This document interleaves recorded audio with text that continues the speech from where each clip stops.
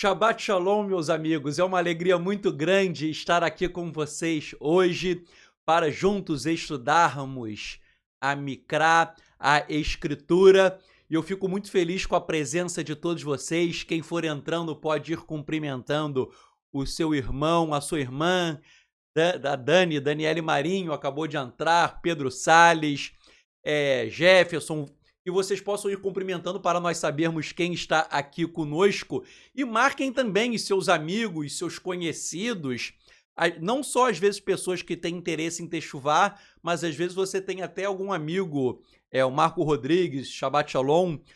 Às vezes você tem um amigo que é cristão e gostaria de, né? Às vezes ele tem até uma visão diferente da nossa, mas gostaria de analisar e estudar uma perspectiva um pouco diferente, até hoje, porque nós vamos tratar do arrebatamento na visão judaica, então veremos muitas coisas interessantes e que fogem aos estudos usuais sobre arrebatamento no âmbito do cristianismo. Eu cumprimento o pessoal que está entrando: Letícia, Jimmy, Wagner, Anderson, Luiz Gustavo, Ângela, Luísa, Marlon, Nancy, Soares Costa, Carlinhos, Cássio, Adriana, Luana, Fernandes.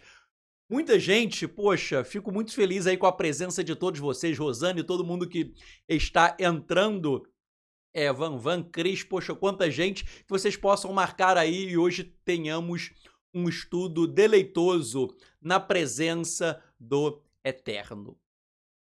Então, Shabbat Shalom para todos. E nós estamos em Simchat Torá, a alegria da Torá, no dia de hoje, em que se estuda a última porção da Torá, Parashat Vezot HaBerachá, que significa esta é a bênção, que compreende Devarim, Deuteronômio 33, verso 1 a 34, verso 12, finalizando aí o estudo da Torá. E nós vamos perceber que essa paraxá lança sementes sobre a doutrina do arrebatamento. E nós vamos estudar vários textos, não só na Torá, mas também na Brit Hadashá, acerca do arrebatamento.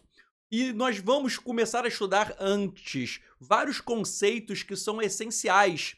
Por quê? Muitas pessoas às vezes leem a Brit Hadashá, o Novo Testamento, leem sobre o arrebatamento, e, por exemplo, em 1 Tessalonicenses capítulo 4, e a pessoa fica com aquilo ali na mente e tenta entender aquele texto de forma isolada. Ela lê 1 Tessalonicenses 4 e tenta interpretar aquilo de uma forma isolada, como se só houvesse aquilo. Porém, nós temos que fazer o que Shaul Paulo falou dos bereanos, que os bereanos eram mais doutos porque eles analisavam no Tanar, nas antigas escrituras, aquilo que ele dizia. Repito, quando Shaul Paulo falou sobre os bereanos, não havia Brit Hadashá, não havia ainda os escritos da Nova Aliança, conhecidos popularmente como Novo Testamento. Então, Shaul, ele nos ensina algo fundamental. Para nós estudarmos um tema, nós temos que voltar à Torá, voltar aos profetas, entendermos conceitos, e aí sim nós vamos compreender exatamente e melhor a Brit Hadashá. Então é isso que nós vamos fazer. Veremos vários conceitos que vocês vão perceber que fala sobre o arrebatamento, ainda que seja de uma forma implícita, mas que depois haverá uma conexão com a Brit Hadashá. Mas primeiramente, vamos ler aí o primeiro passuk, o primeiro verso dessa paraxá, que começa dizendo: Vezot haberachá asher berach Moshe ish haElohim et bnei Israel lifnei moto. Esta é a bênção com que abençoou Moshe, homem de Elohim, os filhos de Israel antes de sua morte. Então, nesta paraxá, Moisés, ele reúne todas as tribos de Israel e ele começa a proferir inúmeras bênçãos sobre cada tribo. E aí ele vai incutir uma mensagem de esperança, de otimismo e de confiança no Eterno. Ou seja, a ideia fundamental no judaísmo é que o propósito da existência humana é servir ao Eterno.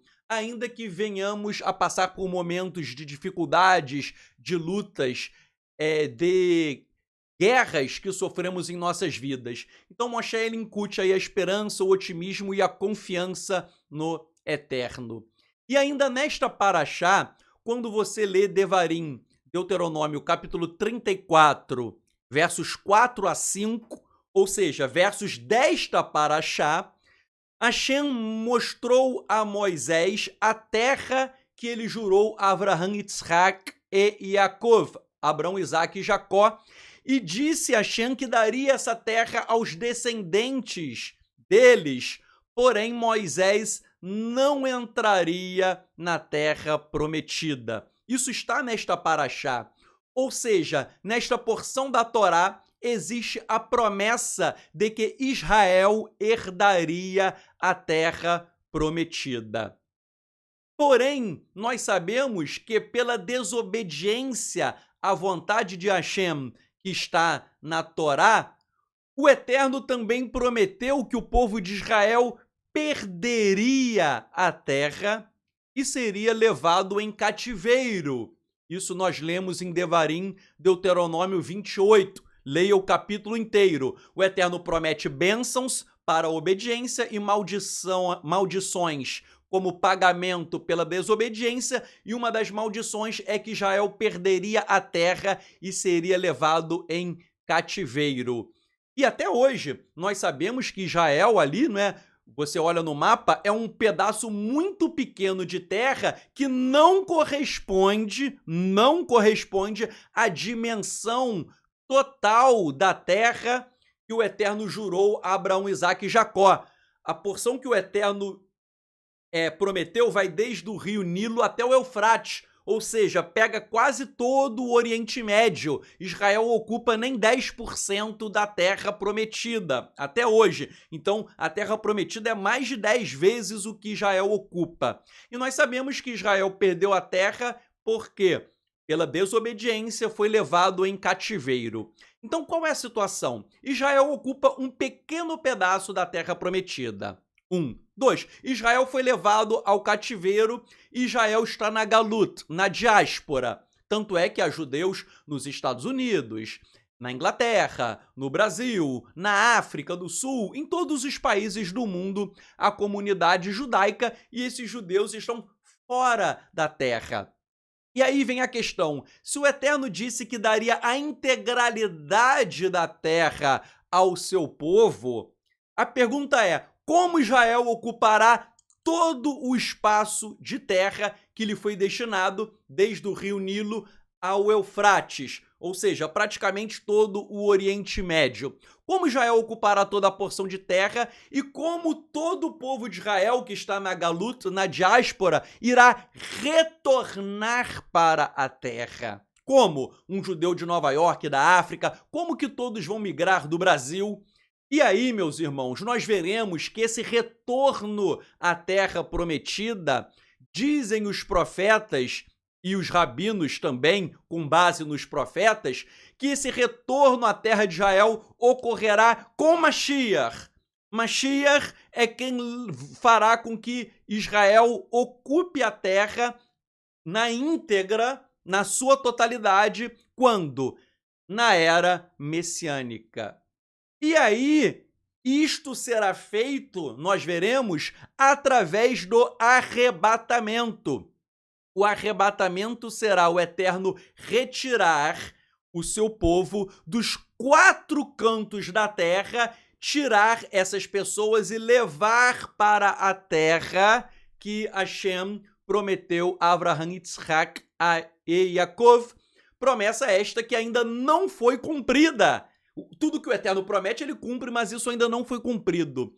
Então, isso será feito através do arrebatamento, que nós vamos estudar. Isso possui também um nome muito famoso no judaísmo, que se chama Kibbutz Galuyot, que significa a reunião dos exilados. O que é a reunião dos exilados? Nós estamos exilados, Por exemplo, eu estou aqui no Brasil, mas eu tenho que voltar para Israel. Então, nós estamos exilados aqui na diáspora, mas haverá Kibbutz Galuyot, a reunião dos exilados, dos 4 cantos da terra, e quem vai fazer isso é Mashiach. Nós sabemos que é Yeshua, e ele fará isso através do arrebatamento, ok? E aí, meus irmãos, você vai me perguntar, ué, mas onde o arrebatamento está na Torá? Vejam, o arrebatamento está na Torá, sim. Vamos ler esses 2 versos e eu vou começar a decodificá-los. O verso diz, Veshav Adonai Eloheicha et shevutcha verihamecha veshav vebiketzcha mikol hamin asher hefitzcha Adonai Eloheicha chama. Tradução, e te fará retornar Adonai, teu Elohim, do teu cativeiro, e terá misericórdia de ti, e retornará a te ajuntar dentre todos os povos, entre os quais te espalhou Adonai, teu Elohim, chama lá. Ou seja, o Eterno prometeu que ele ia fazer retornar e ajuntar todo o seu povo.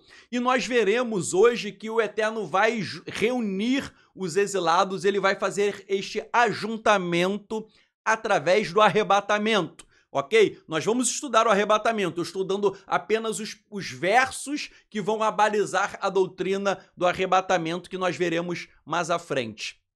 E o Passuk, o verso 4 diz, Im ihye nidahaha biketse hashamayim mishan yekabetzcha Adonai Eloheicha umishan ikarecha. Se estiver no teu exílio, desde o fim dos céus, dali te ajuntará Adonai teu Elohim e de lá te tomará. Então aí o Eterno irá tomar. Esse tomar aí, gente, é um verbo que poderia ser traduzido também como arrebatar. Nós veremos que no aramaico, o verbo usado para arrebatar, em 1 Tessalonicenses 4, é parecido com esse verbo que é de tomar, é tirar alguém de um lugar e levar para o outro lugar.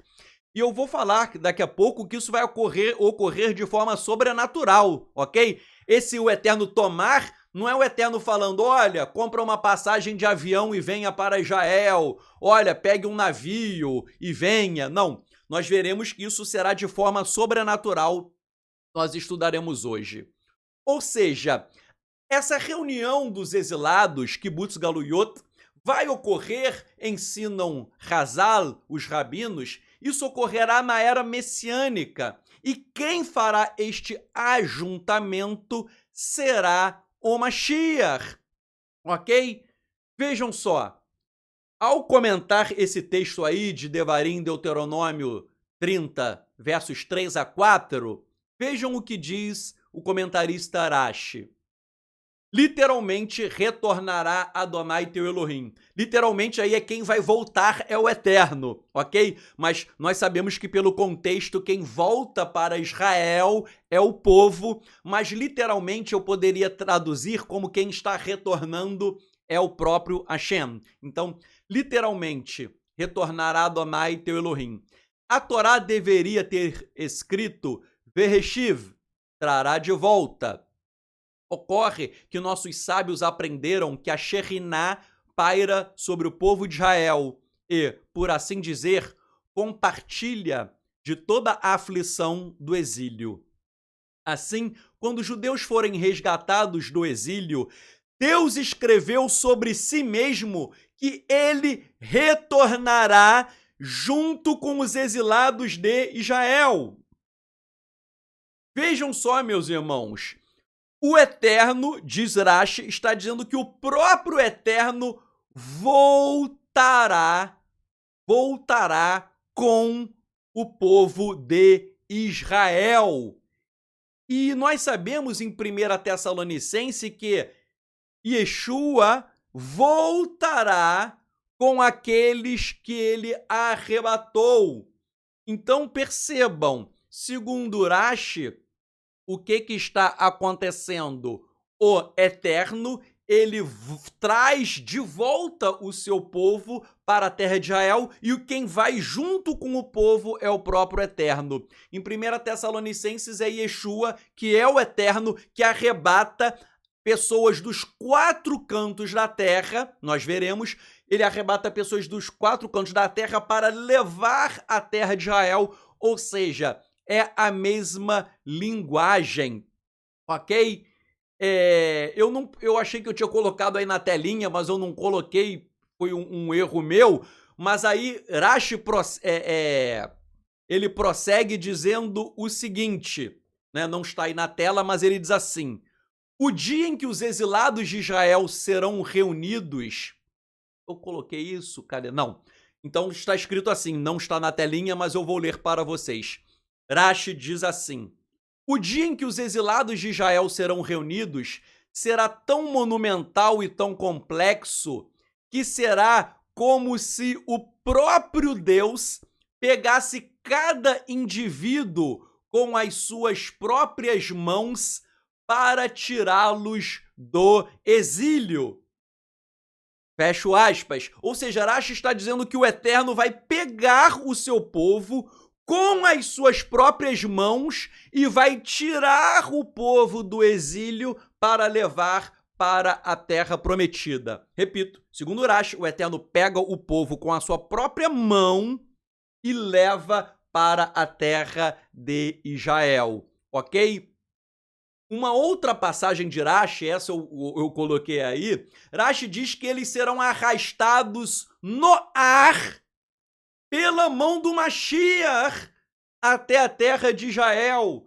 Vejam, Rashi está dizendo que Mashiach, ele pega e arrasta as pessoas pelo ar. Ou seja, é uma cena aí de arrebatamento. Rashi, ele não está usando a palavra arrebatamento, mas ele está dizendo arrastados. Arrastados aí eu posso traduzir como arrebatados, porque no hebraico não existe um verbo próprio para arrebatar. É um verbo em que ele pode ser traduzido por de várias e várias formas, ok? É um verbo que pode ser traduzido de várias e várias formas. Então aí eu coloquei, eles serão arrastados, eu posso traduzir, eles serão arrebatados no ar pela mão do Mashiach até a terra, que aí é a terra de Israel. Então vejam só, meus irmãos, Rashi, o grande comentarista judeu, ele está ensinando a doutrina do arrebatamento, e quem faz o arrebatamento é Mashiach, e nós sabemos que é Yeshua, que é o mesmo conceito exposto em 1 Tessalonicenses 1:4. Nós vamos estudar hoje ainda a Tessalonicenses, eu vou dissecar a Brit Hadashah sobre arrebatamento, mas nós estamos começando na Torá, ok? Até chegarmos aos profetas e depois eu vou dar um salto para a Brit Hadashah. O Targum Yonatan sobre Devarim, Deuteronômio 34, diz assim: mesmo que os seus dispersos estejam nos confins dos céus, de lá Menra, que é a palavra de Adonai, os reunirá nas mãos do sumo sacerdote Elias. E de lá ele os trará para perto das mãos do rei Messias. Então, o que eu quero destacar nessa passagem do Targum, ainda que não fale sobre arrebatamento, Rashi foi mais expresso. Mas o que o Targum quer dizer é que a reunião dos exilados será feita por Mashiach. Mashiach estará junto com o seu povo, que é a linguagem usada em 1 Tessalonicenses 4, que nós estudaremos ainda hoje. Cito ainda o grande rabino Even Ezra, ele diz assim: visto que foi dito sobre eles serem lançados em outra terra, ou seja, a diáspora, nosso versículo está prometendo que, se você voltar para Deus, então, mesmo estando fora do país, Deus te fará retornar do cativeiro. Deus restaurará a tranquilidade aos cativos, mostrando-lhes misericórdia onde quer que estejam, após o que ele irá trazê-los juntos novamente. Então, Hashem vai tirar o povo do cativeiro e levar para a terra prometida, e nós estamos vendo, e eu vou provar depois na Brit Hadashah, que isso é o arrebatamento, ok? Vejam só, meus irmãos, judeus ortodoxos, e eu também faço isso, nós recitamos a oração da Amidá diariamente. Diariamente você tem que citar a Amidá 3 vezes, de manhã, de tarde e de noite. E na Amidá existe uma parte da oração que está aí na tela, que é justamente sobre Kibbutz Galuyot, sobre a reunião dos exilados. Não é? Nós oramos todos os dias. Tekabe shofar gadol leherutenu vesanes lekabetz galuyotenu vekabetzenu yachad mehera me'arba kanfot haaretz le'artzenu baruch atadonai mekabetz nidirei amo Israel. Toque o grande shofar para a nossa liberdade. Vejam só, irmãos, você vai ver comigo hoje em Tessalonicenses fala do shofar e do arrebatamento. Então vejam só, toque o grande shofar para a nossa liberdade e levante uma bandeira para reunir nossos exilados. Tessalonicenses vai falar sobre o shofar e a reunião dos exilados pelo arrebatamento. E nos reúna rapidamente dos 4 cantos da terra. Tessalonicenses fala da reunião dos 4 cantos para a nossa terra. Bendito sejas tu, Adonai, que reúne os dispersos do seu povo Israel. Então vejam, nós oramos 3 vezes ao dia essa oração pedindo a reunião dos exilados, que quem faz, dizem os rabinos, é Mashiach. Então nós oramos pelo arrebatamento. 3 vezes ao dia nós oramos pelo arrebatamento, que é essa reunião dos exilados, ok? Que lindo, gente, como a cultura judaica é maravilhosa, orar 3 vezes, né? Tem gente aí que ora 3 vezes ao dia por casa, por prosperidade, para ganhar na loteria, fica pedindo prosperidade. Nós pedimos reunião dos exilados 3 vezes ao dia, pedimos retorno à nossa terra. Com quem? Com Mashiach! Vou citar aí o grande rabino Eliyahu Mank. Olha só o que ele vai comentar sobre isso, a reunião dos exilados operada por Mashiach. Eliyahu Mank. A conexão óbvia entre o arrependimento e a aparição do Mashiach é evidente a partir do Musaf, da oração de Shemone Ezere. O Musaf é essa adição na oração da Amidá, que ocorre em Rosh Hashanah, Yom Kippur e Shelosh Regalim. Shelosh Regalim são as 3 festas, Pesach, Shavuot e Sukkot, ok? Sukkot. Em que nós dizemos, por causa de nossos pecados, nós fomos exilados de nossa terra. Se a causa de nosso exílio foi os nossos pecados, então aparece apropriado que o seu término será com o resultado de nosso arrependimento. Então aí o grande rabino Eliyahu Mank, ele faz um paralelismo. Se a causa do nosso exílio foram os nossos pecados, e aí nós perdemos a terra, para nós voltarmos à nossa terra, nós precisamos nos arrepender dos nossos pecados. Ou seja, perdemos a terra pela desobediência, voltaremos à terra pelo arrependimento, e quem fará isso será Mashiach, na era o quê? Messiânica. E nós sabemos que é Yeshua, ok? Vejam só, Maimônides, ele explica que o Mashiach é quem vai fazer a reunião dos exilados. E, por sua vez, o rabino Immanuel Shoret, rabino do Chabad, ele diz, através do Mashiach, a reunião dos dispersos de Israel na diáspora será realizada. Então, e daí ele cita aí Bereshit Rabbah, que é um Midrash, e cita ainda o Midrash Hagadol, sobre essa missão do Mashiach. Então os rabinos, eles não tiram esse conceito do nada, eles tiram da Torá, eles tiram dos profetas e eles também tiram da própria literatura rabínica, como esses 2 midrashim aí citados pelo rabino Immanuel Shoret. E o que vale destacar é que quem é o agente dessa reunião, quem vai arrebatar o povo de Israel será Mashiach. E eu cito aí agora também o Rabino Barria, uma coisa interessante que o Rabino Barria diz que a futura redenção começará com o retorno das 10 tribos. Meus irmãos, as 10 tribos vão voltar.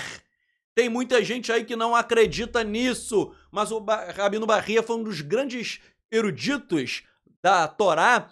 As tribos vão voltar sim. No livro que eu escrevi, há um capítulo sobre isso, chamado Teoria das Duas Casas, o que é e como perder o medo.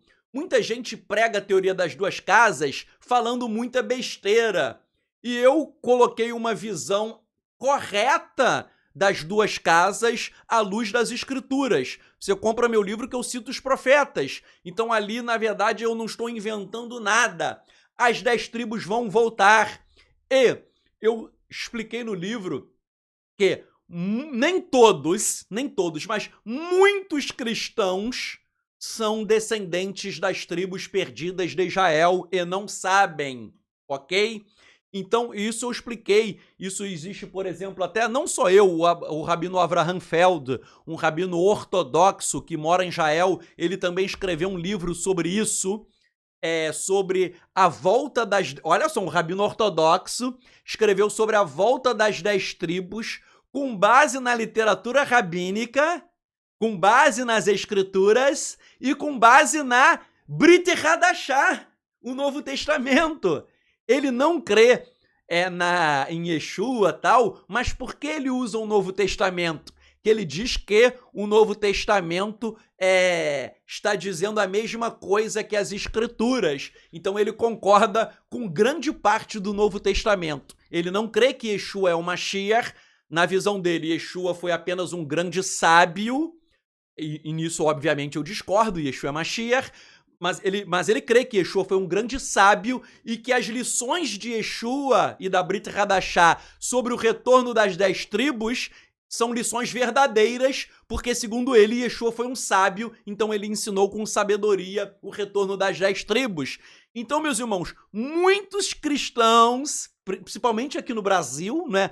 Eu já fiz vários estudos sobre isso, muita gente aí que nem sabe, mas é descendente e vai voltar. Mas como que um membro aí da Assembleia de Deus vai voltar? Como? Será que ele vai pegar um avião, montar no jegue, no jumento e vai para Israel? Não! Ele vai voltar de forma sobrenatural pelo arrebatamento. E nós vamos ver Tessalonicenses ainda hoje, ok? Mas eu só quero mostrar para vocês que essa ideia do retorno das tribos, isso é algo profético. Vou citar agora, meus irmãos, para não ficarem minhas palavras, vários profetas falando sobre a reunião dos exilados e sobre o retorno à terra de Israel. Retorno este que eu já falei, que é com o arrebatamento operado por Yeshua, ok? Mas eu vou citar os profetas sobre essa reunião dos exilados e isso vai ser feito pelo Mashiach. Cito primeiramente Yeshayahu, Isaías. Diz assim, 11, a partir do 11. Naquele dia tornará a estender a sua mão para adquirir outra vez o remanescente do seu povo, remanescente, que for deixado da Síria, do Egito, de Patros, da Etiópia, de Eilã, de Shinar, de Hamat e das ilhas de mar. Levantará um estandarte ou uma bandeira entre as nações e ajuntará os desterrados de Israel e os dispersos de Yehudá, congregará desde os 4 confins da terra. Esse texto que eu acabei de ler, os rabinos explicam que quem faz isso é Mashiach e que leva de forma sobrenatural. Eles não explicam como que vai ser isso, mas nós sabemos, e eu vou provar ainda hoje, que é pelo arrebatamento. Mas vejam, os desterrados, os exilados, voltam, ainda que eles estejam nos 4 cantos da terra, ainda que eles estejam entre as nações. Cito outro texto ainda, Yeshayahu, Isaías 43, a partir do verso 5. Não temas, pois, porque eu sou contigo. Trarei a tua descendência desde o Oriente e te ajuntarei desde o ocidente. Direi ao norte, dá, e ao sul, não retenhas. Trazei meus filhos de longe, e as minhas filhas das extremidades da terra.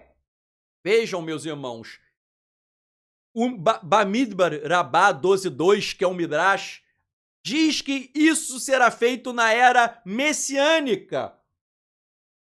Ou seja, quem faz isso, quem faz esse ajuntamento é o Messias. Sempre quando os rabinos falam de era messiânica, eles estão dizendo que é o Mashiach quem faz, ok? Era messiânica é uma alusão à manifestação de Mashiach que vai fazer este ajuntamento de forma sobrenatural. Cito ainda Amós, em português Amós 9, a partir do 14. Também trarei do cativeiro o meu povo, e eles reedificarão as suas cidades assoladas, e nelas habitarão, plantarão vinhas e beberão o seu vinho, e farão pomares, eles comerão o fruto.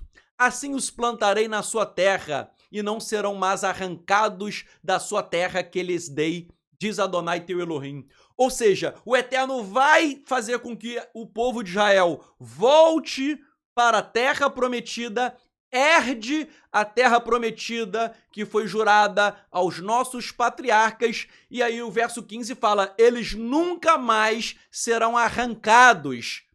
Quando isso vai se operar, dizem os rabinos, na era messiânica. Isso será feito pelo Mashiach. Cito ainda Irmeiahu, Jeremias 23, verso 7. Portanto, eis que vem dias, diz Adonai, em que nunca mais dirão, vive Adonai, que tirou os filhos de Israel da terra do Egito.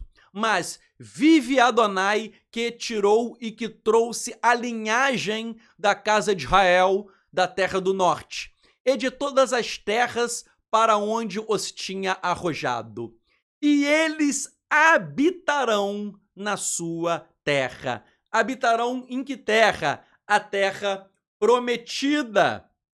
E, cito aí, Berachot 12b, no Talmud, afirma que isto é feito, isto é operado pelo Mashiach. Então, Mashiach é quem faz a reunião dos exilados.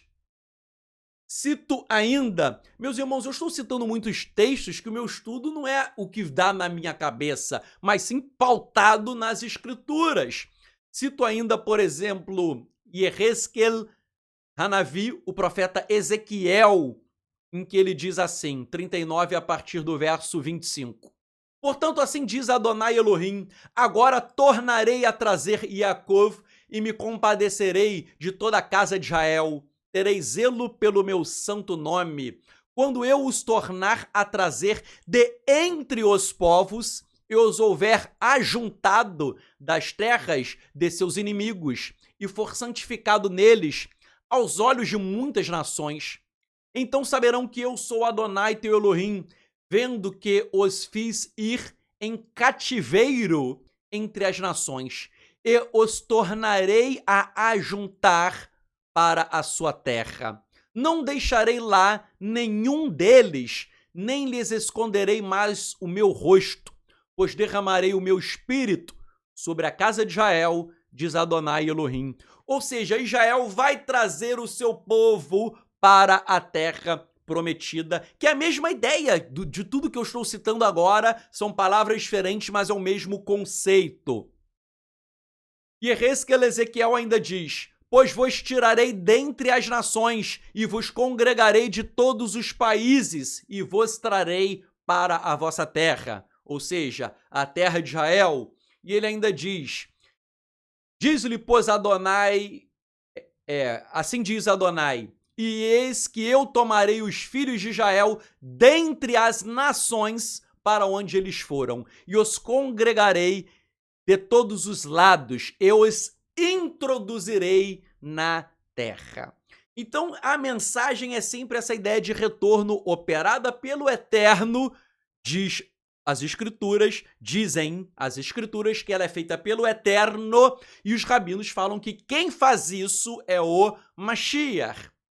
Agora, vejam só um texto, meus irmãos, que eu quero ler com vocês, e depois eu coloquei em azul um detalhe bastante interessante.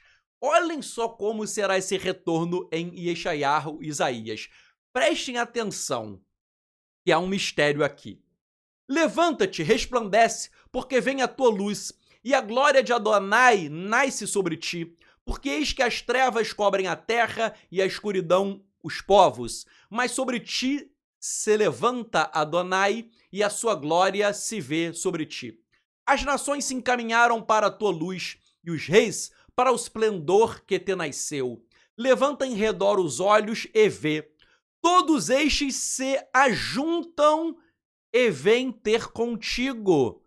Teus filhos chegam de longe e tuas filhas serão trazidas nos braços. E aí o texto começa a falar desse retorno, mas vejam só o verso 8 que eu coloquei aí em azul. Quem são estes que vêm voando como nuvens e como pombas ao seu pombal? Isaías fala que o povo volta voando como pomba. Meus irmãos, isso é o arrebatamento. O arrebatamento é o quê? Nós sairemos dos 4 cantos da terra e iremos voando como pombas, encontrar Yeshua nos ares e depois voltaremos com ele para a terra de Israel. Isso eu vou estudar com vocês hoje em Tessalonicenses, mas o arrebatamento é isso, nós vamos voar, encontrar Yeshua nos ares e voltarmos para a terra de Israel, a terra que Hashem jurou que nos daria, ok? Mas vamos ver daqui a pouco Tessalonicenses. Esse texto de Isaías 60, como que os rabinos o interpretam, ok? Não quero dar a minha interpretação, quero dar a dos rabinos. Olhem só o que os rabinos falam. Várias fontes rabínicas interpretam o texto de Isaías 61:8, que é esse texto que eu acabei de ler aqui, eu voltei na tela. Vários rabinos interpretam esse texto como uma profecia sobre a vinda de Mashiach. Isso está em Bereshit Rabá 2:5, Shemot Rabá, Bamidbar Rabá, Sifrei, Pessikta de Rav Kahana, Talmud em Avodá Zará. As fontes rabínicas dizem que quem faz isso é Mashiach. E Isaías falou que as pessoas irão voando. Os rabinos não explicam esse mistério do voar. Só que quem explicou esse mistério foi um homem. Quem explicou esse mistério das pessoas voando? Foi um homem que foi ao terceiro céu. E lá no terceiro céu, disse ele que ele aprendeu mistérios que não poderia revelar aos homens. Obviamente, algumas coisas ele revelou, mas algumas coisas ele não pôde revelar. Esse homem que subiu ao terceiro céu, nós veremos, é o Rabino Shaul, é Paulo. E Paulo, quando ele fala do arrebatamento, ele está pegando esse texto aí, voltando, que nós vamos voar nas nuvens, ele pega esse texto, ele pega também um texto de Daniel, que daqui a pouco eu vou citar, e obviamente ele recebeu revelação. Ele não escreveu sobre o arrebatamento inventando. Obviamente ele recebeu uma revelação do Sod, do segredo, do mistério das escrituras, o mistério da reunião dos exilados e do retorno à terra de Israel voando como pombas, ok? Retornei ao texto. Voando, vem voando como nuvens e como pombas. Prosseguindo, meus irmãos, vários outros textos do Tanar falam sobre a reunião dos exilados. Eu li muitos textos, mas eu não vou ler todos para não ficar cansativo. Mas aí eu coloco outras referências. Veja, eu já li tanta coisa, mas ainda existem muitos outros textos. E o que eu quero demonstrar? Que essa ideia de kibbutz galuyot, de reunião dos exilados, ela está muito presente nos profetas. Não só nos profetas, mas aí os próprios rabinos também, nessas obras, o Talmud em Sanhedrin, o Midrash em Bamidbar Rabá, Pessikta Rabat, o Ramban no Sefer HaGeolá, o livro da redenção. Eu coloquei essas, mas existem várias fontes sobre isso, ok? Sobre essa reunião dos exilados. E aí vem a pergunta: quem fará a reunião dos exilados? Quem? Nós vimos que quem fará será Mashiach, ensinam os rabinos. E aí, acrescento eu, será sim o Mashiach, que é Yeshua. Ok? Então os rabinos dizem que é Mashiach, e eu digo que é Mashiach sim, e ele é Yeshua. Vejam só, o que Mashiach faz quando ele vem? Diz aí o Midrash Bereshit Rabbah 98:9. Qual é o propósito da vinda do rei Messias? E o que ele fará? Ele virá para reunir os exilados de Israel. Então o Messias vem para reunir. Agora é aquilo que eu falei, se ele vem para reunir, se Yeshua voltasse hoje, por exemplo, tá? Um exemplo. Se ele voltasse hoje, eu estou no Brasil, tem irmãos aí que estão nos assistindo, que estão em Portugal, há pessoas em Fortaleza, há pessoas em Belém. Como que o Eterno vai como que Yeshua vai nos convocar para Israel? Será que Yeshua vai me ligar? Olha, Tzadok, eu voltei, tô aqui na Terra Santa, compra uma passagem de avião e venha para cá? Será que ele vai ligar, sei lá, pro meu irmão Marco Rodrigues de Portugal? Falar, Marco, olha, eu voltei, reúne a Luana, as crianças, compra uma passagem e vem. Aí, sei lá, ele liga para você, meu irmão aí que tá em Fortaleza, sei lá. Aí suponhamos que ele ligasse para você e falasse, olha, venha para Israel. Aí você fala, poxa, eu tô sem dinheiro, a passagem para Israel tá muito cara. Como que eu vou voltar para Israel se a passagem tá cara? Veja, não vai ser de avião que a gente volta, meus irmãos. A gente vai voltar voando, como pombas nas nuvens, disse Isaías. Como disse Rashi, nós seremos arrastados pela mão do Mashiach no ar. Rashi fala no ar.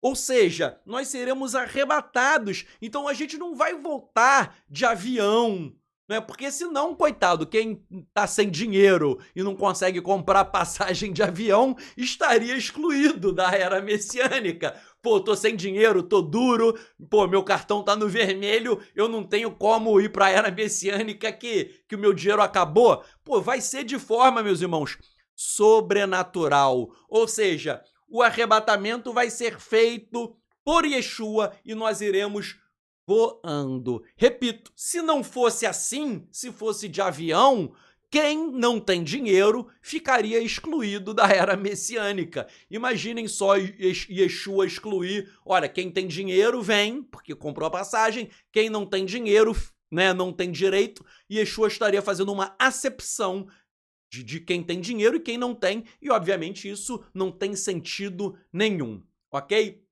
Agora vamos para a Brit Hadashah para vermos o texto básico sobre o arrebatamento, que é a 1 Tessalonicenses 4, aí a tradução literal que eu fiz do aramaico, depois eu fiz aí uma comparação entre o grego e o aramaico, que dá no mesmo, num trechinho do arrebatamento, tá? Mas eu vou ler esse texto aí, não tem em nenhuma versão em língua portuguesa, é a minha tradução direta do aramaico. Então vamos ler aí 1 Tessalonicenses 4, a partir do 14. Porque, se cremos que Yeshua morreu e ressuscitou, assim também Elohim, por Yeshua, trará com ele os que dormem, ou seja, ressurreição dos mortos, Tehiat Hametim. E isto lhes dizemos pela palavra de nosso Senhor, que nós, os que permanecermos e estivermos vivos na vinda de nosso Senhor, não ultrapassaremos os que dormem. Ou seja, nós não vamos preceder. E aí ele explica no verso 16. Porque nosso Senhor, com um comando e com a voz do chefe dos anjos e com o chofar de Elohim. Vejam que os profetas, eu li para vocês, falaram sobre o chofar, eu li, e os rabinos falaram sobre o chofar. Com o chofar de Elohim, descerá dos céus. Yeshua desce dos céus. E os mortos que estão no Mashiach ressuscitarão primeiro. Então vejam só, Yeshua está descendo dos céus, os mortos ressuscitam e estão com ele. E os mortos estão com Yeshua descendo do céu. Verso 17. E depois, os que permanecerem vivos serão arrebatados.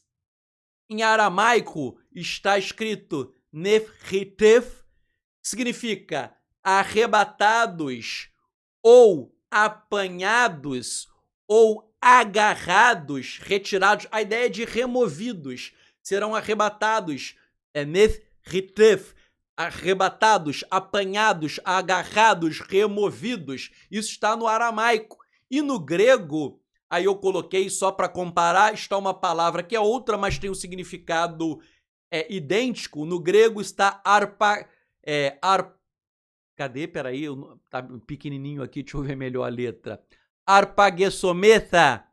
Arpagessometha significa serão levados, tirados, retirados, arrastados, arrebatados, ok? Tudo isso porque no grego, isso daí é a conjugação do verbo arpazo, que tem esses significados. Então eu tô trabalhando com aramaico, mas eu coloquei o grego só para ver que mesmo no grego o texto tem o mesmo significado. Então, voltando ao verso 17. E depois os que permanecerem vivos serão arrebatados com eles conjuntamente nas nuvens. Eles quem? Os mortos que ressuscitaram, ok? Com eles os mortos que ressuscitaram para encontrar nosso Senhor no ar, que é Yeshua. E assim estaremos com o nosso... E assim sempre estaremos com o nosso Senhor. Portanto, consolem um ao outro com estas palavras. Então, segundo Tessalonicenses, o que é o arrebatamento? Yeshua está descendo, os mortos primeiramente são ressuscitados e estão com Yeshua nos ares, eles descem, enquanto eles descem, nós que estamos aqui na terra e cremos em Yeshua, não é qualquer um, aqueles que creem, nós subiremos e iremos nos encontrar com Yeshua, o quê? Nos ares. Então, aí nesse texto de Tessalonicenses, nós temos os seguintes estágios. 1. Há o toque do shofar, Yeshua desce dos céus com os mortos que estão no Mashiach. Quem são os mortos no Mashiach? São os salvos. Então, 1. Ao toque do shofar, Yeshua desce juntamente com os mortos. Não é um morto ímpio, é um morto que é salvo e agora ele está ressuscitado, ok? Não são todos os mortos, são os mortos que foram salvos. 2. Os que estão vivos são arrebatados para encontrarem Yeshua. E os mortos ressuscitados nos ares. Então nós seremos arrebatados e encontraremos tanto Yeshua quanto os mortos que ressuscitaram. Olhem só que coisa interessante. Yeshua está nos céus. Nós estamos na terra, ok? Onde nós vamos nos encontrar? Não será nem no céu e não será na terra. Será nas nuvens. As nuvens são o meio do caminho entre céus e terra. Yeshua está nos céus, nós estamos na terra, ele está descendo, nós estamos subindo e nós nos encontramos aonde? Nas nuvens. As nuvens é o meio do caminho. As nuvens não são nem o céu no mundo espiritual, nem o mundo espiritual e nem a terra. Então nós vamos nos encontrar no meio do caminho. E aí, a terceira parte, que diz o verso, depois nós permaneceremos com Yeshua para sempre.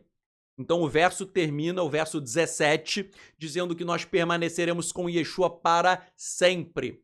Só que o verso não diz onde nós vamos ficar com Yeshua. Se nós vamos morar no céu ou se nós voltaremos para a terra. Repito, o texto não diz se nós vamos ficar no céu ou se nós vamos vir para a terra. Porém, de acordo com os profetas, os Neviim, e de acordo com a própria Brit Hadashah, o reino messiânico é aqui na Terra. Tanto é que o livro de Apocalipse fala que o milênio é aqui aonde? Na Terra. Então, esse texto está dizendo que Yeshua está descendo, obviamente ele está descendo para a Terra para inaugurar a era messiânica, para inaugurar o milênio, que segundo o Apocalipse, milênio é na Terra, e todos os profetas também falaram isso, que é na Terra. Então, qual é a sequência? Yeshua está descendo com os mortos ressuscitados, mortos estes que são os salvos. Ele desce, nós estamos na terra, somos arrebatados e nós subimos. Nós nos encontraremos com Yeshua e com os mortos ressurretos no ar, e depois todos nós, em conjunto, vamos o quê? Descer para Israel, para a era messiânica, e aí nós vamos morar em Israel, cumprindo-se as profecias sobre a reunião dos exilados.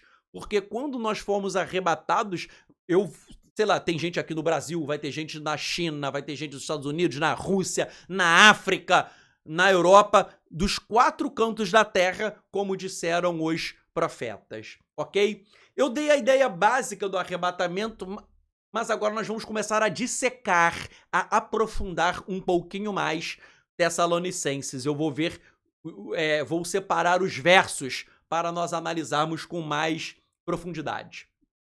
Bem, está aí o verso 16 que eu li para vocês, e nesse texto está dizendo que Yeshua vai descer dos céus, e ele vai descer e haverá o shofar de Elohim, com o comando e com a voz do chefe dos anjos, e com o shofar de Elohim descerá. Yeshua desce com o shofar, tocando o shofar, ok? Yeshua toca o shofar. Vejam, o shofar é uma imagem que ocorre muito no Tanar, nas escrituras, e sempre o shofar é mencionado, o shofar de Deus, no contexto de uma manifestação de Hashem, uma teofania, uma aparição de Hashem, ou de um julgamento escatológico.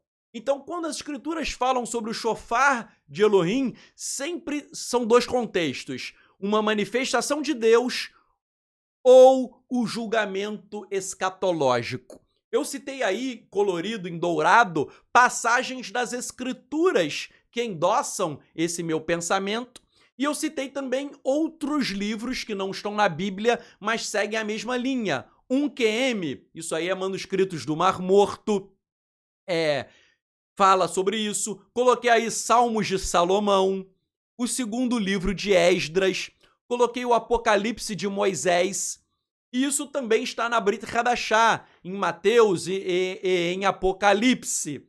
Tudo isso mostrando que o shofar é símbolo de uma manifestação de Deus, e nós sabemos que quem se manifestará é Yeshua, porque Yeshua é uma manifestação de Hashem. Yeshua é uma manifestação de Hashem, então o shofar é uma manifestação de Deus e também se refere ao julgamento escatológico, ok? O Midrash em Bereshit Rabbah diz assim: ao final eles serão redimidos pelo chifre do carneiro.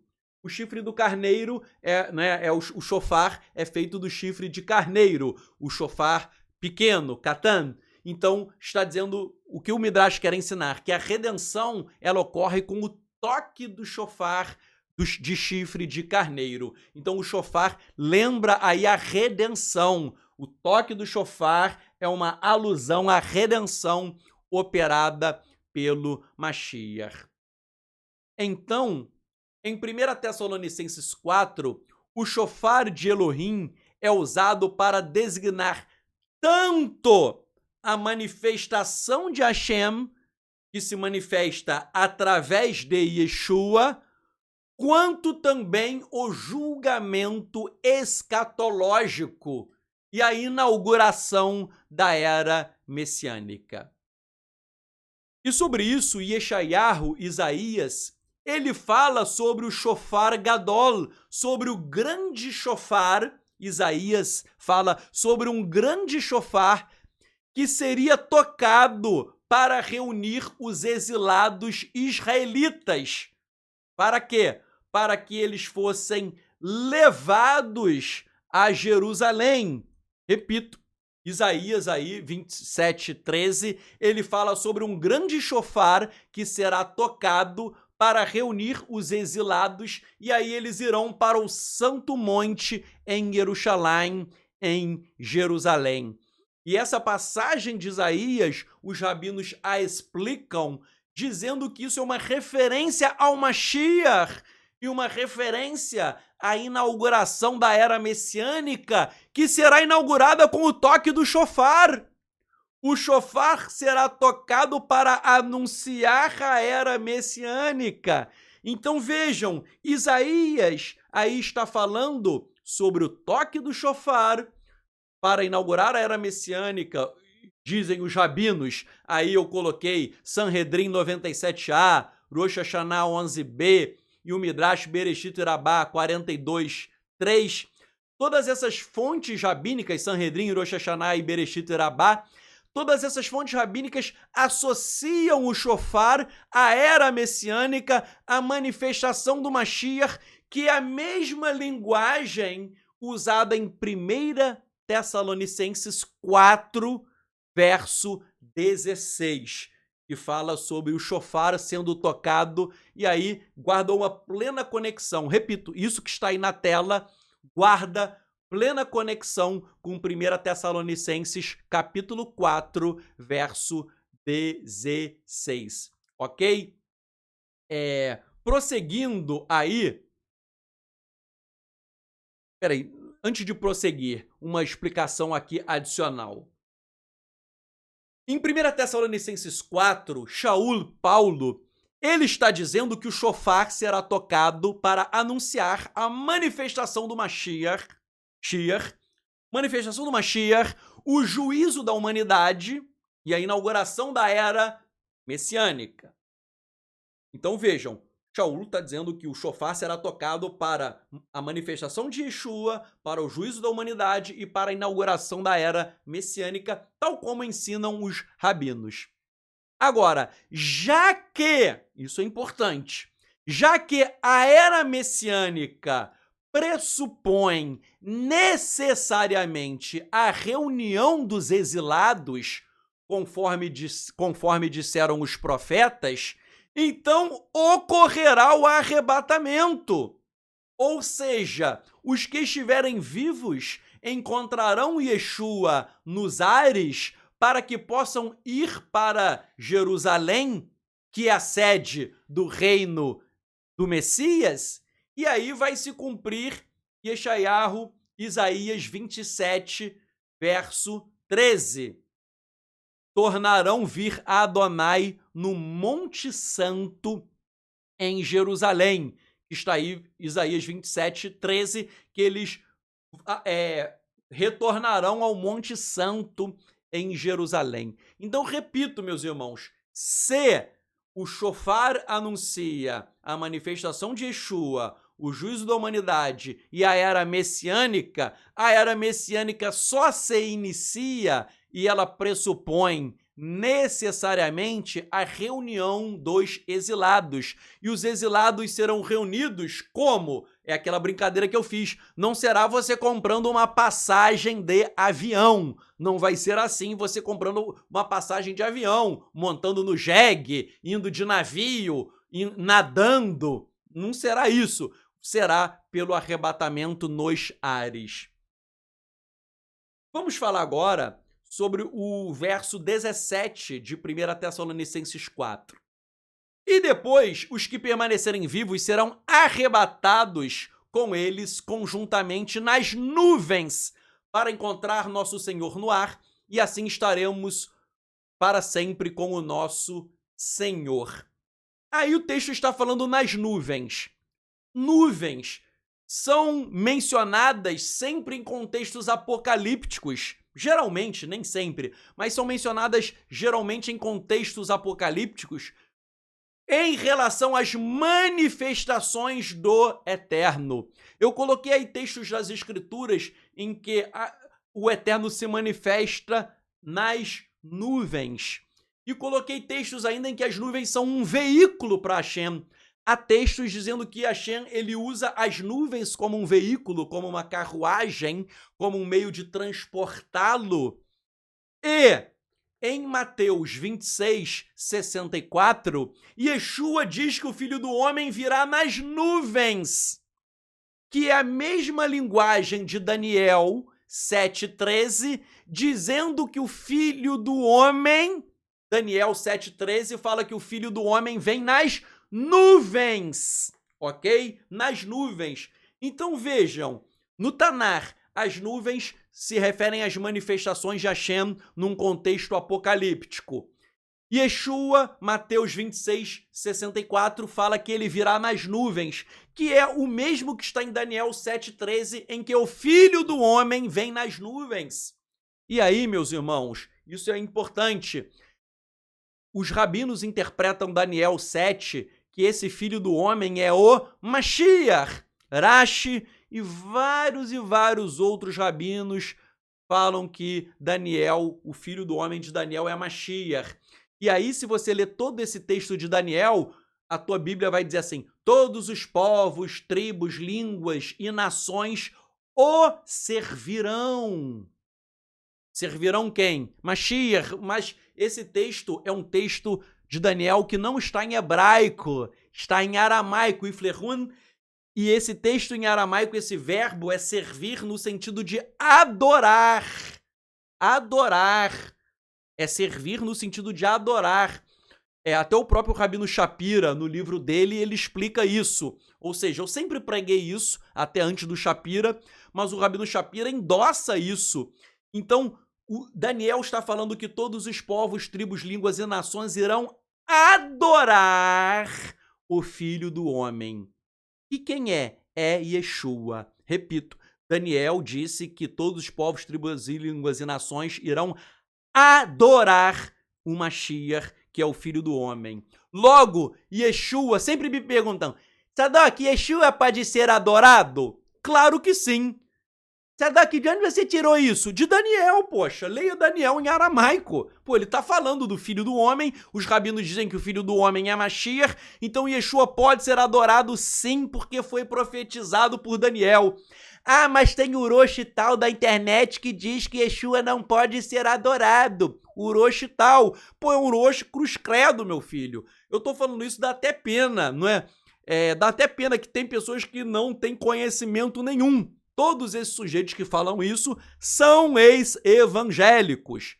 Muita gente hoje em dia bota kippá, barba, não sei o que, todo mundo é ex-evangélico e diz Yeshua não pode ser adorado porque isso é judaísmo. Essas pessoas não sabem nada de judaísmo, não sabem nada de escritura, é só ler ali Daniel. O próprio Rabino Yitzhak Shapira, no livro The Return of the Kosher Pig, ele cita isso e fala que isso é uma profecia sobre adoração ao Mashiach, ok? Então, se você não concorda comigo, reclame com o profeta Daniel, ok? Se você, Sadoc, eu não concordo, então reclama com o profeta Daniel, não reclame comigo, ok? E aí a gente mata essa heresia toda daqueles que dizem que não pode adorar Yeshua.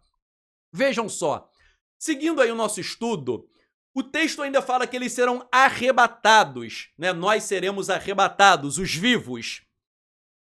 Aí serão arrebatados, trata-se do mesmo conceito exposto em Bereshit, em Gênesis 5, 24, sobre Hanor, sobre Enoque, que foi levado ao céu. E também é o mesmo conceito sobre a referência do Rabino Shaul Paulo quando ele ascendeu ao terceiro céu. Meus amigos, como diz o erudito judeu Alfred Adersheim, tudo que ocorre nas escrituras é uma pintura em miniatura do que ocorrerá no futuro com Yeshua. Então, o arrebatamento de Enoque é tipifica o arrebatamento final dos justos. A ascensão de Eliarro, de Elias aos céus, aquilo ali foi um arrebatamento. Tipifica o arrebatamento geral dos justos, porque Elias representa os justos. O arrebatamento de Shaul, de Paulo ao terceiro céu também. Então vejam, o arrebatamento é uma doutrina que está nas Escrituras. Enoque foi arrebatado, Elias foi arrebatado, Shaul, Paulo também foi arrebatado. Cito, por exemplo, aí o segundo livro de Enoque, capítulo 3, diz: e aconteceu que, quando falei com os meus filhos, aqueles homens me chamaram, e eles me pegaram em suas asas e me carregaram até o primeiro céu, e me colocaram nas nuvens. Olha só, Enoque foi para as nuvens, e Tessalonicenses fala que nós iremos também para as nuvens, ok? Tessalonicenses fala para as nuvens também, ou seja, é o mesmo conceito. Então, no primeiro século, e também até hoje, vigora no judaísmo a ideia de que, na ressurreição dos mortos, os justos vão encontrar Mashiach. Tá? Eu estou mudando de tema, tá? Aí Enoque estava vivo, ok? E Enoque estava vivo. Mas agora eu estou mudando de tema, citando aí. Repito, há uma ideia no judaísmo antigo e também no judaísmo atual que os mortos irão ressuscitar e encontrarão o Mashiach. Eu cito aí, por exemplo, 1 Enoque 62, que diz: os justos e os eleitos serão salvos naquele dia, e de agora em diante eles nunca mais verão as faces dos pecadores e opressores. O Senhor dos Espíritos, que é o Eterno, permanecerá sobre eles. Eles comerão, descansarão e se levantarão com aquele Filho do Homem para todo sempre. Filho do Homem, se você ler todo o livro de Enoque, você vai perceber que o Filho do Homem, ele vai identificar depois como sendo o próprio Mashiach. Então aqui está dizendo que as pessoas, os justos, os tzadikim, encontrarão o Filho do Homem, que é o Mashiach.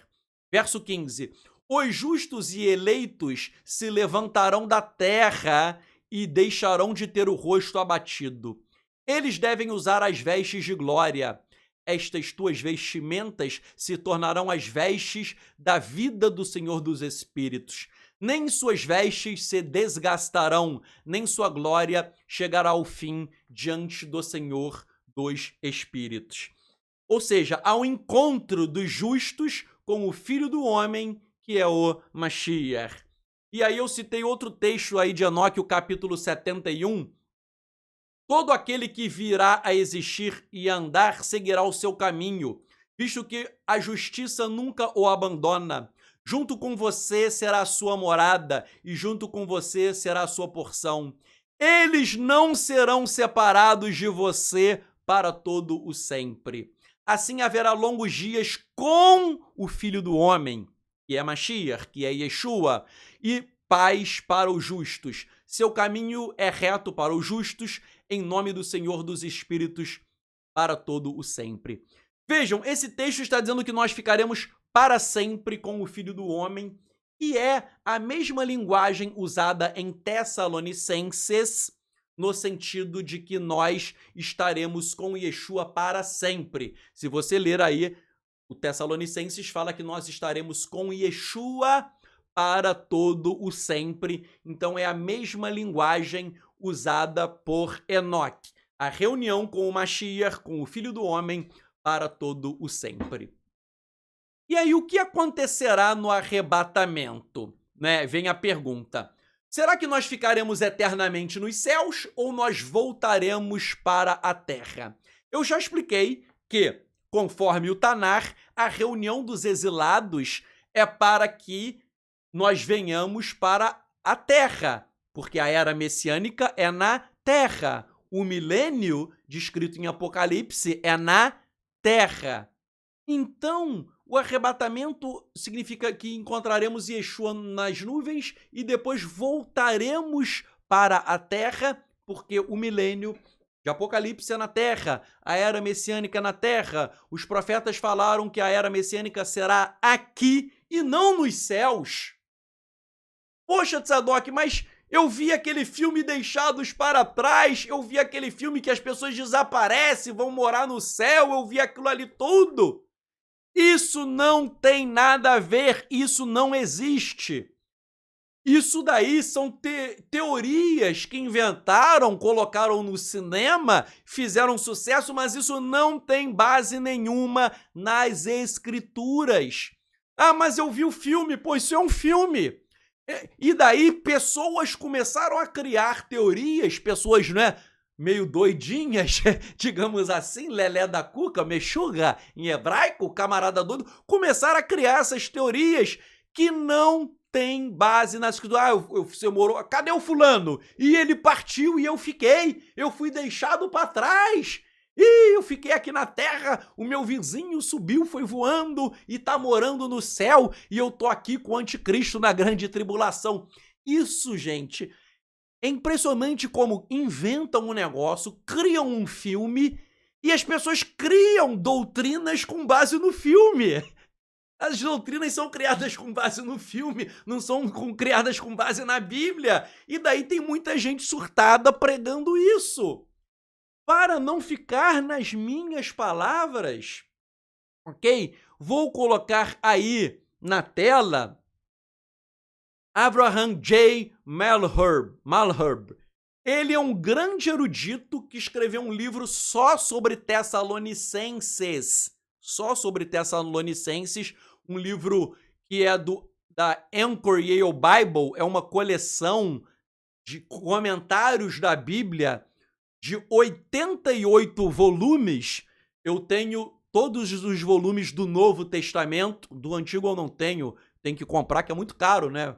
São 88, mas do Novo Testamento eu tenho todos os volumes, quase 30 volumes. E olhem só o que ele fala ao comentar Tessalonicenses.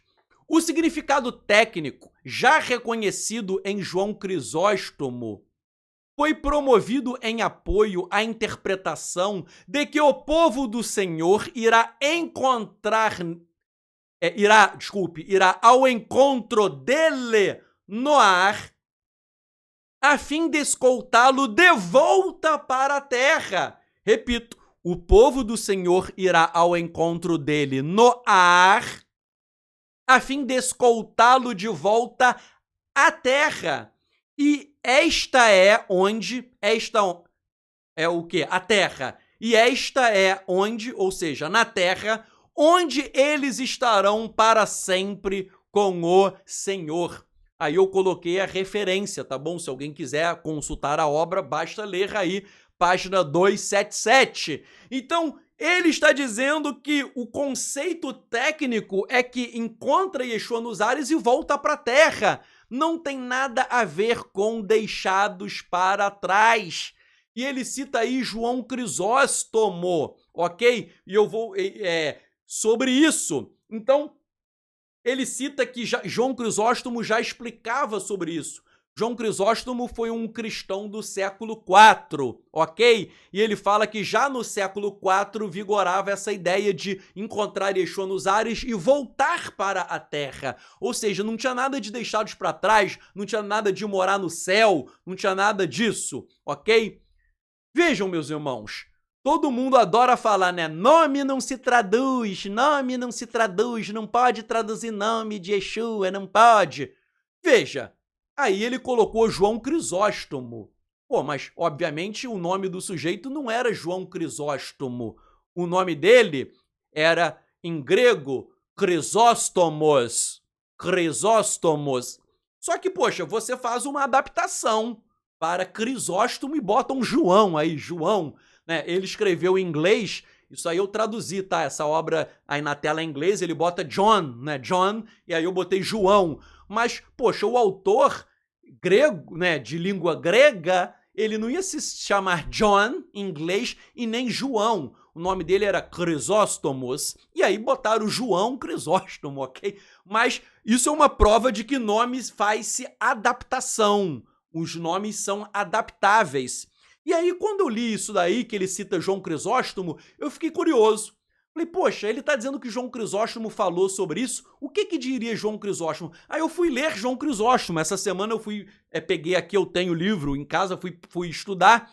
Olhem só, e eu traduzi diretamente o que João Crisóstomo escreveu, traduzi aí do inglês, coloquei a referência.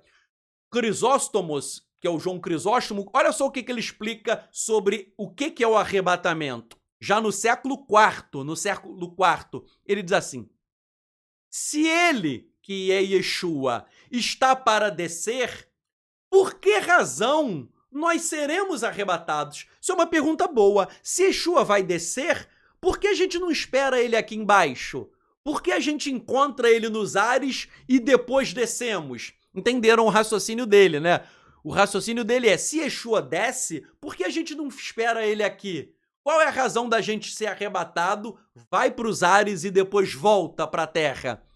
E aí ele explica assim: por uma questão de honra, pois quando um rei entra de carro em uma cidade, os que estão em honra saem ao seu encontro, mas os condenados aguardam internamente o juiz.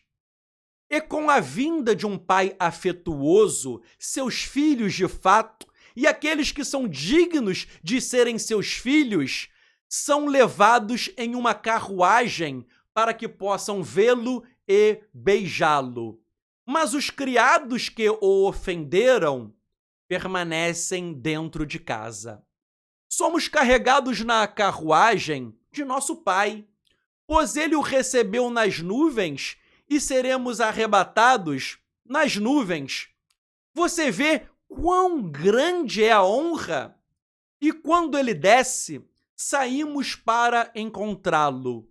E, o que é mais abençoado do que tudo, assim estaremos com ele. Gente, eu achei genial essa passagem de Crisóstomos, porque ele faz um paralelo dizendo o seguinte: quando um rei ele está entrando em uma cidade, os súditos eles têm que ir cumprimentar o rei. Os súditos têm que sair de lá da cidade para encontrar o rei e saudar o rei no meio do caminho. E ele diz assim: quando um pai está longe de casa e volta, os filhos saem de casa para encontrar o pai. Então ele usa esse paralelo para falar que, da mesma forma, nós somos, o que ele quer dizer é, nós somos súditos do rei Yeshua. Então, quando ele vem, a gente não tem que esperar ele em casa, nós temos que sair para saudar o rei. E nós saímos para saudar o rei aonde? Nas nuvens. Por quê? Porque Atos 1:11 fala que Yeshua subiu, ele subiu aos céus e ele estava nas nuvens. Então, se ele subiu nas nuvens, pelas nuvens, nós iremos encontrá-lo da mesma forma. Repito, Atos 1:11 fala que Yeshua subiu aos céus e isso era num contexto de ele estar nas nuvens. As nuvens o receberam. Então, da mesma forma, nós iremos voltar e iremos encontrá-lo nas nuvens. Repito, quando um rei chega em uma cidade, os súditos não ficam em casa.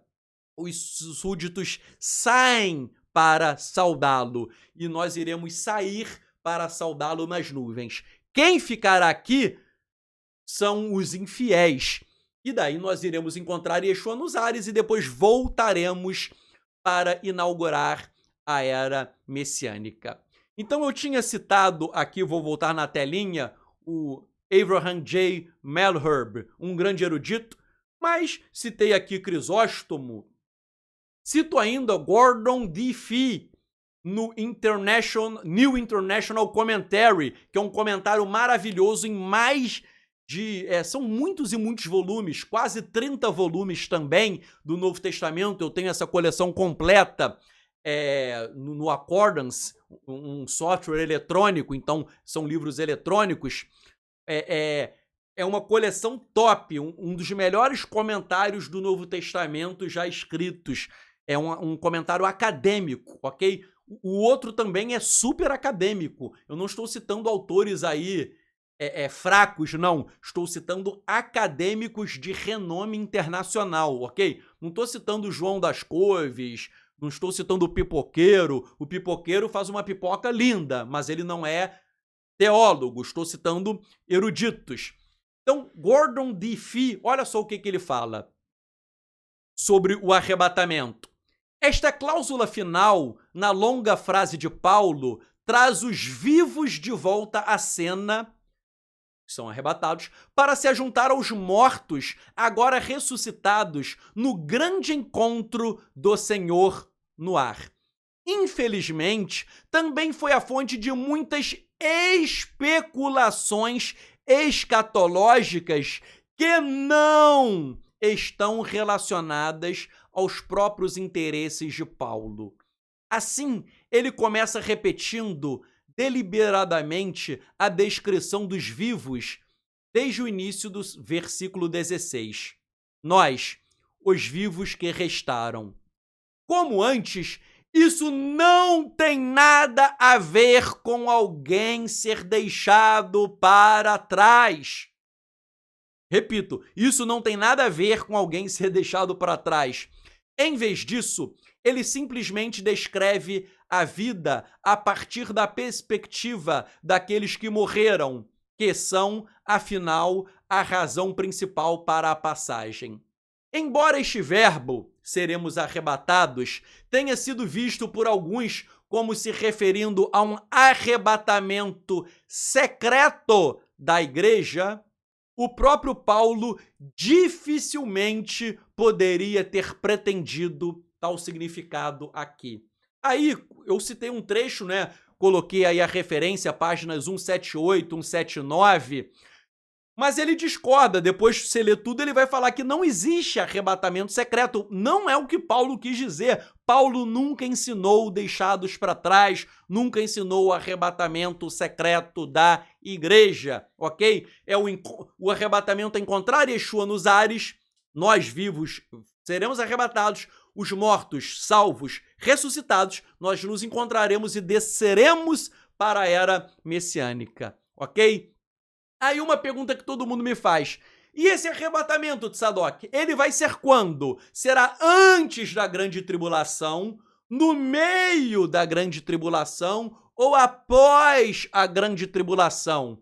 Entenderam, né? Quando vai ser o arrebatamento? Antes da grande tribulação, durante ou depois? Bem, eu coloquei aí na tela para vocês o que diz a teologia cristã, ok? Depois eu vou dar a visão judaica. Mas isso daí que eu estou dizendo aí, o que ensina a teologia cristã. Eu até usei nomes usados pelos teólogos cristãos. Então essa tabela não é a minha visão, é o que ensinam os cristãos. Então eu coloquei na primeira parte da tabela pré-tribulacionista. É uma teoria, no meio eu coloquei mid, que é uma segunda teoria, e na terceira coluna eu coloquei pós-tribulacionista, que é uma terceira teoria. A primeira teoria se chama pré-tribulacionista. Essa doutrina defende que o arrebatamento será antes da grande tribulação.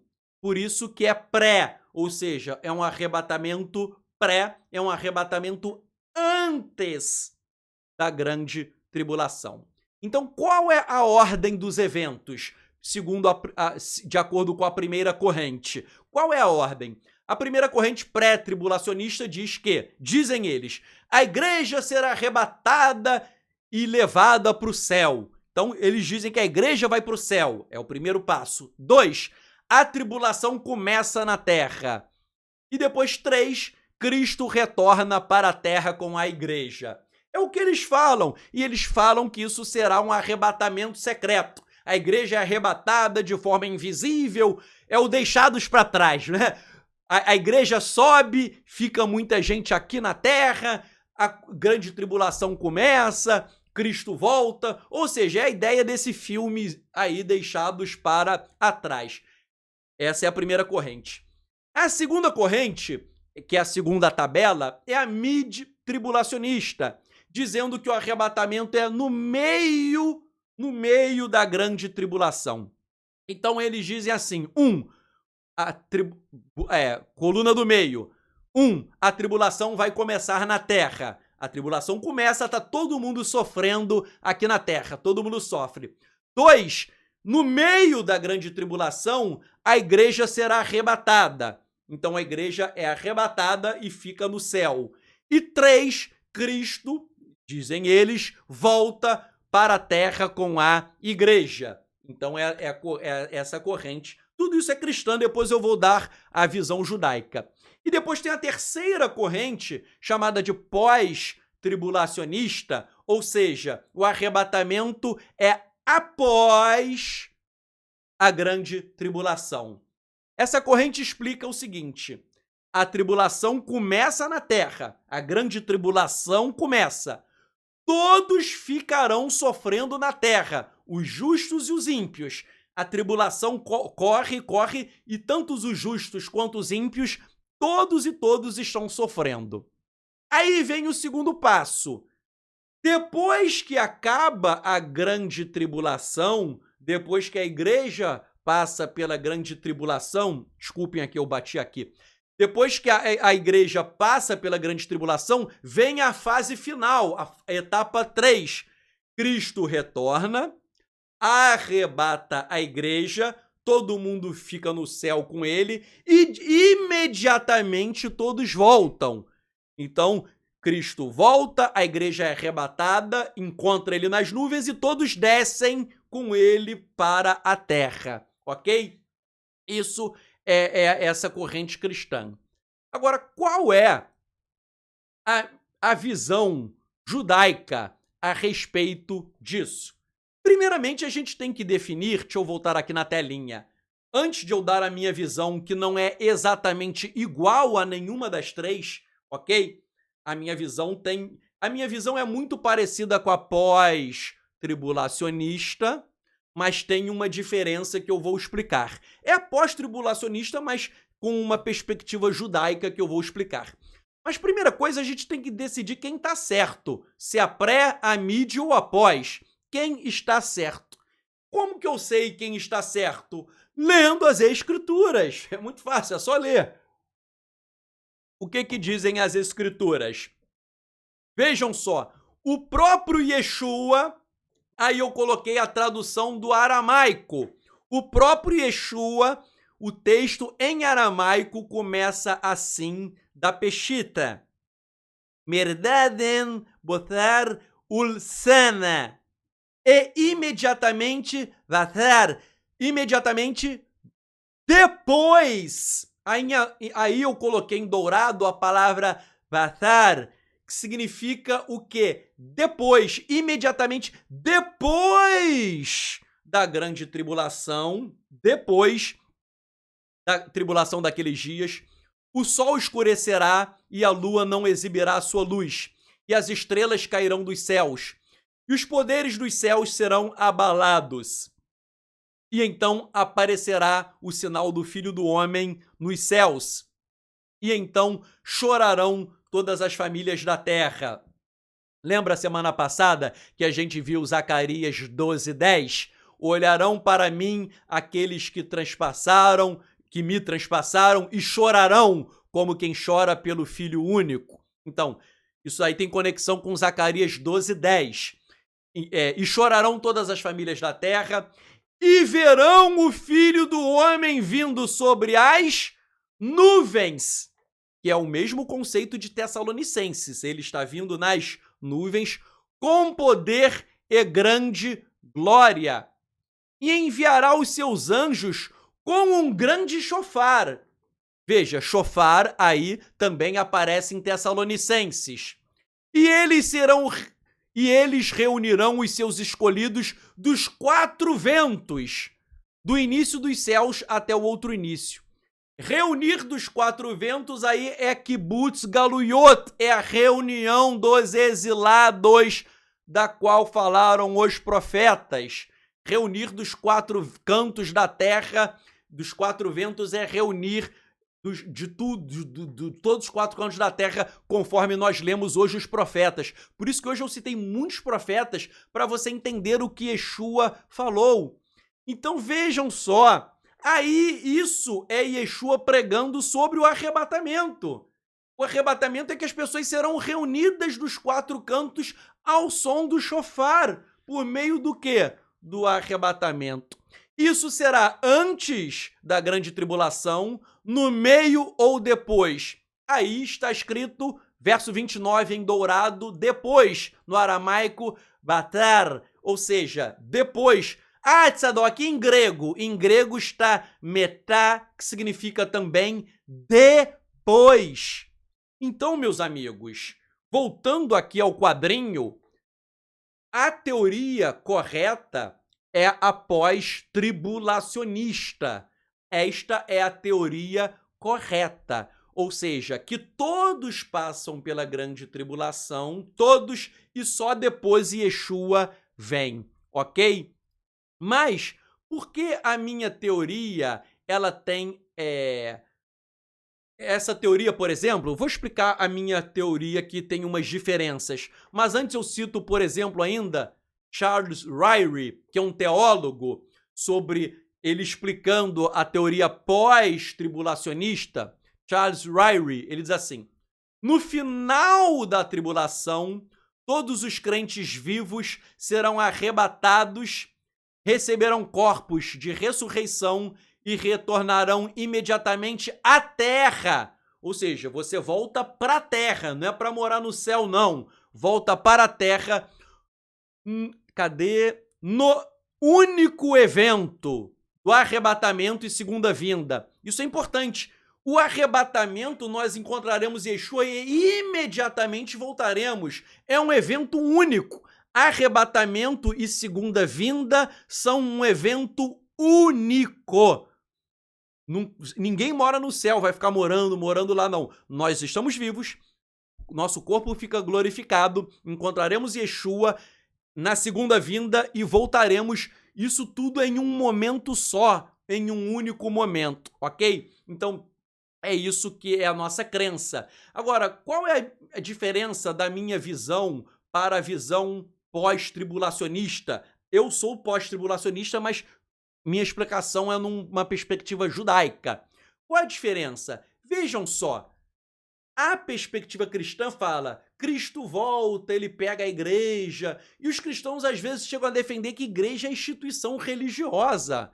Por exemplo, os católicos falam que é a igreja católica, os protestantes falam que é a igreja Assembleia de Deus, batista, os adventistas falam que são adventistas. E por que eles fazem isso? Porque eles partem da teoria da substituição no sentido de que a igreja substituiu Israel e daí eles que são a igreja. Então a igreja católica fala, nós somos a igreja. O batista vai falar que é ele, o adventista, cada um vai falar que é a sua igreja. Mas vejam só. No aramaico, Itha, que significa assembleia, congregação, é o equivalente ao grego eclésia, que é igreja, mas que significa assembleia. Itha significa assembleia, congregação. Yeshua não fundou uma igreja, uma religião. Yeshua não fundou a igreja católica, não fundou adventista, batista, pentecostal, não fundou nada disso. Ele fundou uma assembleia, Itha, uma congregação daqueles que o servem, que não tem nada a ver com religião humana. Então, qual é a nossa interpretação? A nossa interpretação é a seguinte. 1. A tribulação começará na terra. Todos nós vamos passar pela grande tribulação, todos nós que estivermos vivos. Isso é a fase 1. 2. Todos nós estaremos sofrendo na grande tribulação. 3. Depois da grande tribulação, que é aquele texto de Mateus 24, 29, depois da grande tribulação, haverá a ressurreição dos mortos, e os mortos salvos, e nós, discípulos que estamos vivos, nos encontraremos com Yeshua nos ares por meio do arrebatamento. Seremos arrebatados, encontraremos Yeshua nos ares, voltaremos para a terra e inauguraremos a era messiânica cumprindo a profecia da reunião dos exilados. Que isso que os cristãos esquecem, eles não estão nem aí para a reunião dos exilados porque eles acham que Israel foi substituído. E o que eu quero dizer é que, qual é a minha explicação? Nós não fomos substituídos, nós ainda somos povo de Hashem. Então eu que sou judeu, isso será um cumprimento o quê? Da reunião dos exilados. Você que é judeu será a reunião dos exilados. E alguém que seja gentio, mas que aderiu ao povo de Israel, também será levado, ok? Quem é gentio também será levado, porque os profetas falaram, Isaías tem profecias dizendo que no fim dos tempos os gentios se uniriam a Israel e eles estariam em conjunto. Há várias profecias sobre essa união e que eles seriam levados em conjunto. Então, meus amigos, nós judeus seremos levados para quê? Porque o Eterno jurou aos meus antepassados, Abraão, Isaque e Jacó, que eu, Tzadoc, tenho direito à terra. Se eu tenho direito à terra, eu tenho que ir para lá. Isso para nós judeus. E para os gentios que se unirem, eles também terão porção, porque os profetas falaram sobre isso. Tem até uma profecia na Torá também. Eu já fiz uma paraxá dizendo, ó nações, o louvem, tal. Ou seja, ó nações, o louvem, as nações estão em conjunto com Israel na era messiânica. Então a própria Torá, ela dá raízes. Até o Talmud explica que quando o Eterno prometeu a Abraão, em ti serão benditas todas as famílias da terra, em ti serão benditas todas as famílias da terra, o Talmud explica que isso deve ser interpretado como, em ti serão enxertadas todas as famílias da terra. Repito, o Talmud diz que em Abraão serão enxertadas todas as famílias da terra. Ou seja, ainda quem seja gentio, você vai ser enxertado em Abraão e você terá direito à terra. Por isso que Shaul, em Romanos 11, falou que os gentios são enxertados na oliveira, que é Israel. Isso está, né, no Talmud, que os gentios serão enxertados, e na Torá também, em ti serão benditas, em ti serão enxertadas todas as famílias da terra. Shaul fala em Romanos 11 que os gentios serão enxertados, e Shaul fala também que o gentio que crê, ele faz parte do povo de Israel também. Então, vejam, a minha concepção é pós-tribulacionista, mas nesse contexto de reunião dos exilados. Por quê? Porque se não houvesse reunião dos exilados, o que aconteceria? As profecias não seriam cumpridas. Então, nós temos que voltar para a terra. E lembram que eu citei hoje o Rabino Barria? As 10 tribos vão voltar. E muitos cristãos nós sabemos que são das 10 tribos. Talvez você aí que possa achar que é gentio, talvez você possa ser um descendente das 10 tribos. Ah, Tzadoc, como que eu vou saber? Você talvez nunca saiba, mas Yeshua sabe quem é você. Yeshua sabe quem é você. Então, e se você não for de tribo nenhuma, for um 100% gentio, conforme eu falei, você também terá direito de herdar a terra, ok? Porque em Abraão serão enxertadas todas as famílias da terra. Eu termino, meus irmãos, esse shiur, fazendo uma breve reflexão sobre qual é a mensagem de Shaul, de Paulo em Tessalonicenses. Eu fiquei falando de arrebatamento, mas pegando a carta como um todo. Eu queria pegar Tessalonicenses como um todo. Qual é a mensagem de Tessalonicenses? 1. Shaul ensina que nós devemos progredir na emuná, na fé, e suportar os sofrimentos e as perseguições. Vejam, Shaul ele elogia os tessalonicenses porque eles progrediram na emuná E Shaul estimula que eles continuem seguindo o bom caminho.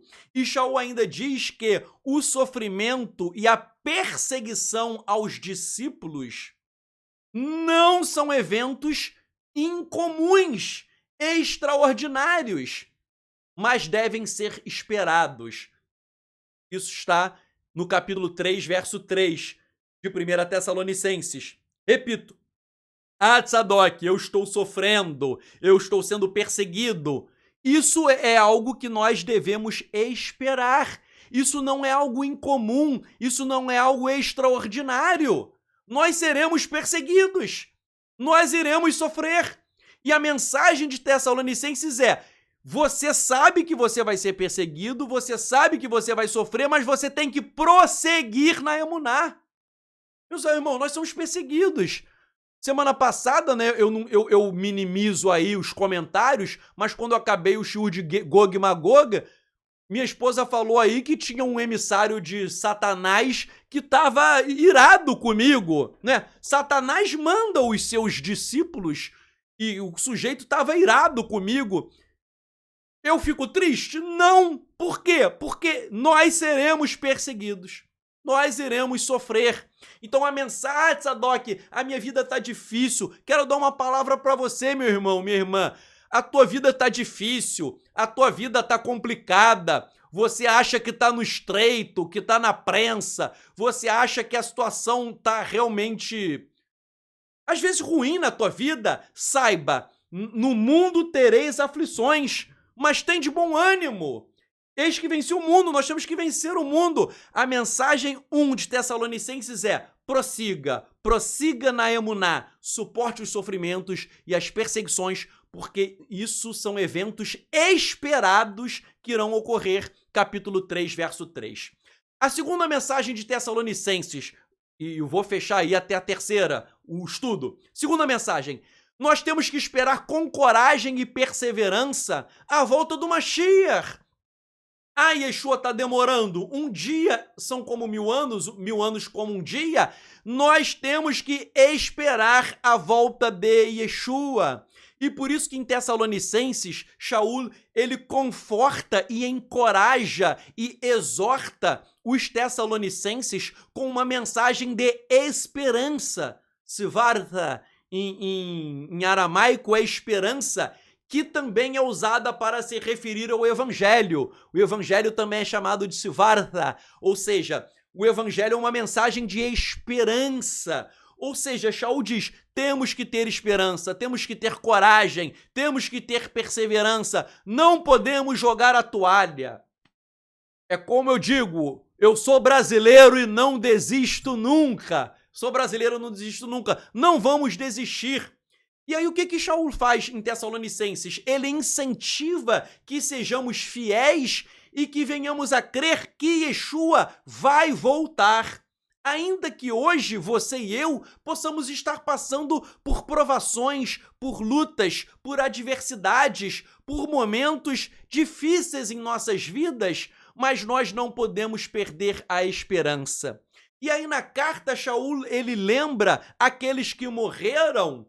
E ele diz assim: olha, eles morreram, mas morreu não acabou não, eles vão ressuscitar. Ou seja, os mortos têm uma esperança. Às vezes morre alguém da minha família, ou um conhecido meu da tua família. Os mortos no Mashiach, eles têm uma esperança melhor. Nós cremos na ressurreição e que estaremos com Yeshua na era messiânica. E Shaul ensina também no capítulo 4, verso 13, uma coisa interessante. Embora nós soframos nesta vida, nós não somos como os ímpios que não têm esperança nenhuma.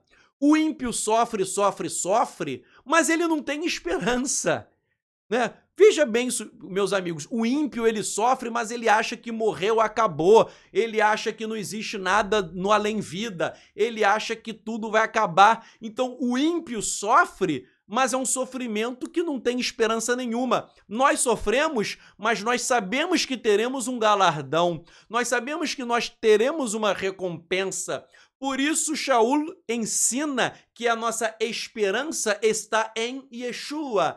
tal como Yeshua morreu e ressuscitou, nós, ainda que venhamos a morrer, nós iremos ressuscitar no futuro. Os mortos irão ressuscitar e estarão com Yeshua nos ares. E aqueles que estão vivos, nós seremos arrebatados para encontrar Yeshua. E ele explica ainda que, ele explica nessa carta, que o dia do Senhor virá como um ladrão que vem à noite. Quando Yeshua vai voltar? Não sei. Mas eu sei que será como um ladrão que vem à noite. Ou seja, é um momento inesperado que nós não sabemos quando é. Se eu não sei quando é, nós temos que esperar Yeshua quando? No dia que se chama hoje. Ou seja, nós temos que esperar Yeshua. Tanto é que na própria oração da Amidá, que é feita 3 vezes ao dia, há a oração pela vinda de Mashiach. Né? Há uma brahá, que é uma oração pela vinda do Mashiach. Ou seja, até os próprios ortodoxos que negam Yeshua, eles oram 3 vezes ao dia, clamando pela manifestação de Mashiach. Então, se até eles clamam pela vinda do Mashiach e eles nem creem em Yeshua, que dirá nós? Que dirá nós? Nós temos que clamar. Então, meus irmãos, nós temos que entender que nós iremos encontrar Yeshua nos ares e nós viveremos com Yeshua para sempre. Quer vivamos em Mashiach ou morramos em Mashiach, nós que estamos em Mashiach viveremos para sempre com ele, ok? Nós vamos viver para toda a eternidade com Yeshua. E a terceira mensagem da carta de Tessalonicenses é o seguinte: enquanto Yeshua não vem, nós temos que levar uma vida santa com testemunho exemplar. Enquanto discípulos, nós aguardamos a volta de Yeshua, nós devemos ter paciência e levarmos uma vida de kedushá, de santidade, e precisamos dar bons frutos. Isso está no capítulo 4, versos 1 a 12 de 1 Tessalonicenses. Ou seja, vida de santidade, dando bons frutos, enquanto Yeshua não volta. Então, meu irmão, minha irmã, que vocês estejam firmados nestes 3 aspectos da carta de Tessalonicenses. Vamos não apenas estudar para aprendermos esses conceitos, vamos aplicar esses 3 conceitos em nossa vida. Repito, não é estudar, é viver.